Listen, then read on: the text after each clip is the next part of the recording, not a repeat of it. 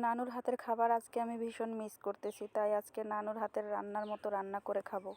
আগে আমি মরিচটা তেলে ভেজে নিব, নানুও ঠিক সেটাই করতো।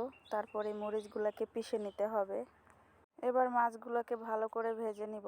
আমরা একটু মাছটা কড়া ভাজা খাই, তার জন্য হচ্ছে একটু লাল লাল করে ভেজে নেব, কারণ হালকা ভাজা মাছ আমরা কেউ পছন্দ করি না। তো মাছটা ভাজা হয়ে গেলে এর ভিতরে হচ্ছে আমি টমেটোটাও ভেজে নিব, কারণ এর সাথে টমেটো দিলে স্বাদটা দ্বিগুণ বেড়ে যায়। আমার মাছটা প্রায় ভাজা শেষ হয়ে এসেছে।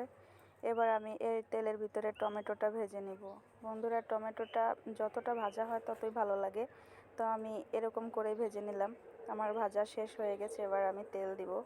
তেলের মধ্যে হচ্ছে পেঁয়াজটা ছেড়ে দিয়ে এর মধ্যে বাটা যে মরিচটা, সেই মরিচটা এর মধ্যে দিয়ে দিব। তো মরিচটা ভালো করে ভেজে নিব তেলের মধ্যে। তারপরে পানি দিয়ে আমি মাছটা আর টমেটোটা সব ছেড়ে দিলাম।